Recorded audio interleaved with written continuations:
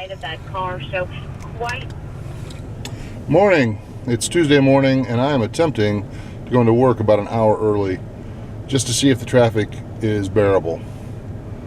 I have that opportunity. I have that choice for most days, so we're going to try it about an hour earlier. So it's about 5:45 right now. We'll see how this rolls. Well, here I am at work. I have to say, it's a much better drive. We'll let the moon still up.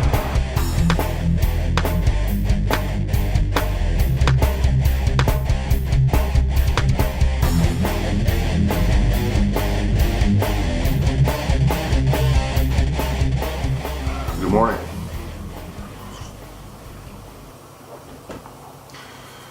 It's Sunday morning. It's early, but I have a lot to do today, and this vlog is important to me.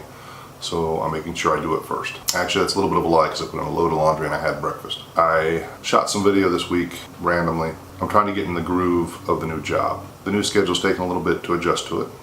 It's earlier than I was getting up before, but I'm coming home a little bit earlier. But with the commute, it's just a different lifestyle I have to live now than I was. It takes some adjusting. I think as I get into the groove, it'll be easier and I'll be able to function better. I'm having to adjust my sleep, and that's always difficult when you first start adjusting your sleep for the first couple of weeks. Some things happened this week that changed what I thought I'd talk about. In Cincinnati, there were 70 overdoses in about 48 hours. That's the equivalent of about 1.48 overdoses an hour. That means basically that every 3 hours there were 2 overdoses for 2 days. The heroin,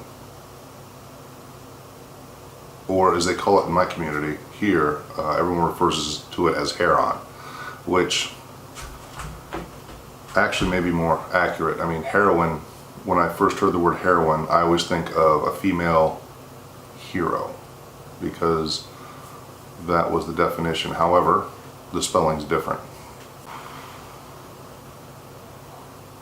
The heroin, they're saying that is the source of all these overdoses is mixed with fentanyl, and that makes it much more potent, and people overdose more easily because they know about the Narcan. They're not as scared to try something at full dose when they don't know exactly how strong it is. There was one user who said that when they get a new batch that they're unfamiliar with, what they do is they sit in their car, they put it in drive, they put their foot on the brake, and they shoot up. So that if they overdose, their foot will come off the brake, they'll crash into something, and people will call EMS. The level of irresponsibility would baffle me, except that I have to remember that these are heroin addicts. Heroin addicts don't care about anything or anyone but themselves. That's what that drug does to you. It will suck the life out of you.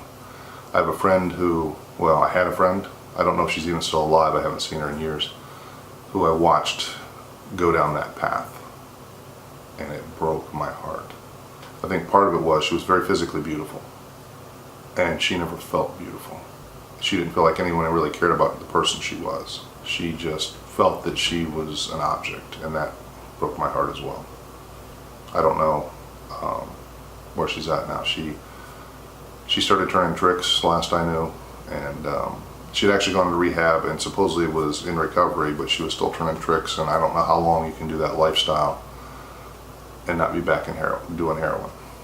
So I hope she's okay, but I wouldn't be surprised if she's not. So I don't know how to help people who are already addicted. All I can say is if you have kids, or if you're young and you're listening to this, or even if you're old and listening to this, man, don't do it. Find a way to not do it. They're saying a lot of people are starting because they are hooked on Oxycontins. I'm very aware that within the health system, in my humble opinion, we are overprescribing pain medicine because people aren't taught to deal with any pain. They're told that they shouldn't have to feel any pain ever, and I disagree. I think when your body hurts, I think sometimes your body's going to hurt. And yeah, I understand having some medicine to take the edge off, but to get you stoned, get you addicted, I disagree with that. I was given Valium for a injury I had to my back, and I took the minimum I could take and sleep. So I took about 3 Valium over the period of 5 or 6 days. I was offered Percocets, and I was like, oh no, I don't need those. And I can take the edge off with some ibuprofen, and I'll be good, because I don't want to ever be addicted to painkillers. I understand how serious that is, but that's me. I was working on the house yesterday, and then I took some time to shoot the last section of a video introduction. Set up for a part of my intro that I'm making for my video introductions for my videos. This is the last piece I needed to make my intro right. So now I'll be able to put that together.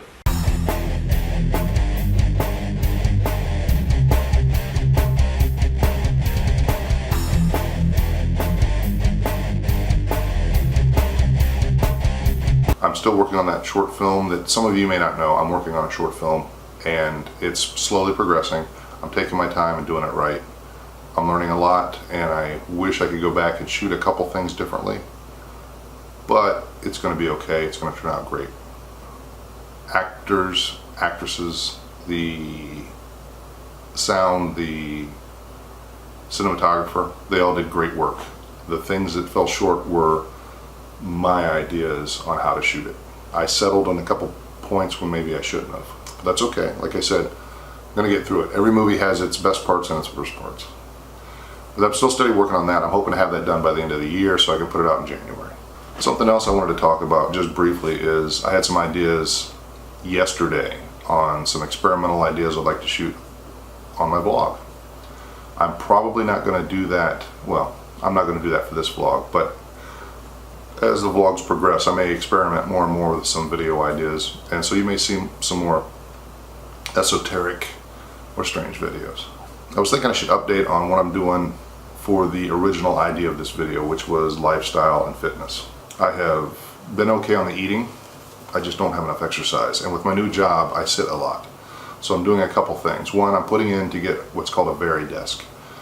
This is something I can sit on my desk. I can set my monitor's keyboard and mouse on it, and it will raise or lower so that I can stand up for part of my day instead of just sitting in front of a desk the whole day.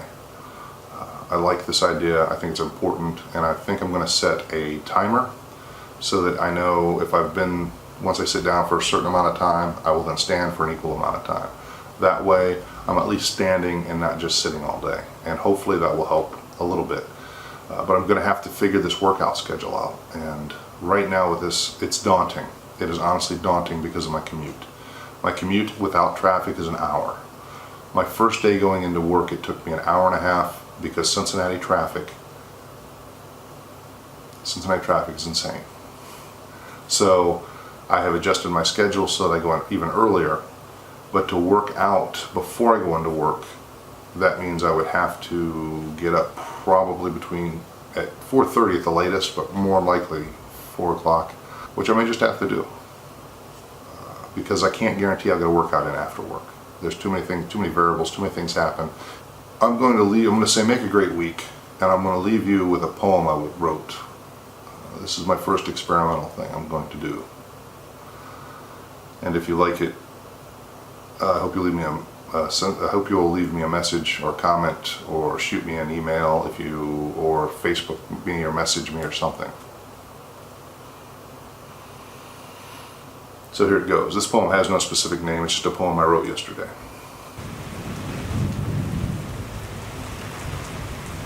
Today, I just needed to know that a beautiful woman loved me. And then I thought of you and how beautiful you are.